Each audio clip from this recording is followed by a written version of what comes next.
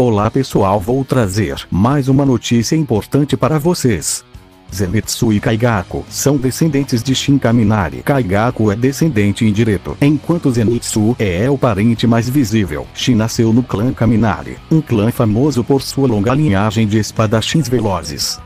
Shin não é muito forte em termos de força física comparado aos outros Ashira, mas sua velocidade e força nas pernas eram incomparáveis, ficando atrás apenas de Orishi e Nishikatsu. Interessante, né?